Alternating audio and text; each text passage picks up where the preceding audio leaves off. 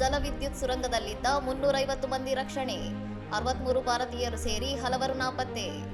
ನೇಪಾಳದಲ್ಲಿ ಸಂಭವಿಸಿದ ವಿನಾಶಕಾರಿ ಹಠಾತ್ ಪ್ರವಾಹದಿಂದಾಗಿ ಜಲವಿದ್ಯುತ್ ಸುರಂಗದೊಳಗೆ ಸಿಲುಕಿದ್ದ 63 ಭಾರತೀಯ ಪ್ರಜೆಗಳು ಸೇರಿದಂತೆ ಸುಮಾರು 350 ಕಾರ್ಮಿಕರು ಹಾಗೂ ಸ್ಥಳೀಯರನ್ನು ನೇಪಾಳ ಸೇನಾಪಡೆಗಳು ಯಶಸ್ವಿಯಾಗಿ ರಕ್ಷಿಸಿವೆ. ಅತ್ಯಂತ ಹೆಚ್ಚು ಹಾನಿಗೊಳಗಾದ ರಸುವಾ ಜಿಲ್ಲೆಯ ತ್ರಿಶೂಲಿ 3A ಜಲವಿದ್ಯುತ್ ಯೋಜನೆಯ ಸುರಂಗದಲ್ಲಿ ಇನ್ನೂ 100ಕ್ಕೂ ಹೆಚ್ಚು ಜನರು ಸಿಲುಕಿಕೊಂಡಿದ್ದು, ಅವರನ್ನು ಸುರಕ್ಷಿತವಾಗಿ ಹೊರತರಲು ಸೇನೆಯು ಹೆಲಿಕಾಪ್ಟರ್ಗಳನ್ನು ಬಳಸಿ ಸಮಯದ ವಿರುದ್ಧ ಹೋರಾಡಿ ರಕ್ಷಣಾ ಕಾರ್ಯ ಮುಂದುವರೆಸಿದೆ.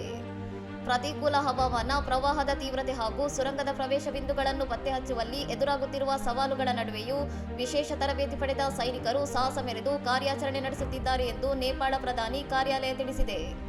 ಪ್ರವಾಹದ ಅನಿರೀಕ್ಷಿತ ಅಬ್ಬರಕ್ಕೆ ಸಿಲುಕಿ ಹಲವು ಸಹೋದ್ಯೋಗಿಗಳು ನೀರಿನಲ್ಲಿ ಕೊಚ್ಚಿ ಹೋಗಿದ್ದಾರೆ ಎಂದು ಪ್ರಾಣಾಪಾಯದಿಂದ ಪಾರಾದ ಕಾರ್ಮಿಕರಾದ ದೇವ್ ಶ್ರೇಷ್ಠ ಹಾಗೂ ಬುದ್ಧ ತಮಾಂಗ್ ಕಣ್ಣೀರಿಡುತ್ತಾ ತಮ್ಮ ಅನುಭವವನ್ನು ಹಂಚಿಕೊಂಡಿದ್ದಾರೆ. ಟಿಬೆಟ್ ಗಡಿಭಾಗದಲ್ಲಿ ಸಂಭವಿಸಿದ ಈ ಭೀಕರ ದುರಂತದಿಂದಾಗಿ ನೂರಾರು ರಸ್ತೆಗಳು, ಸೇತುವೆಗಳು ಹಾಗೂ ಜಲವಿದ್ಯುತ್ ಮೂಲಸೌಕರ್ಯಗಳು ಸಂಪೂರ್ಣ ಧ್ವಂಸಗೊಂಡಿದ್ದು, ನಾಪತ್ತೆಯಾಗಿರುವ ಅಕ್ಕಪಕ್ಕದ ಪ್ರದೇಶದವರಿಗಾಗಿ ತೀವ್ರ ಹುಡುಕಾಟ ನಡೆಸಲಾಗುತ್ತಿದೆ.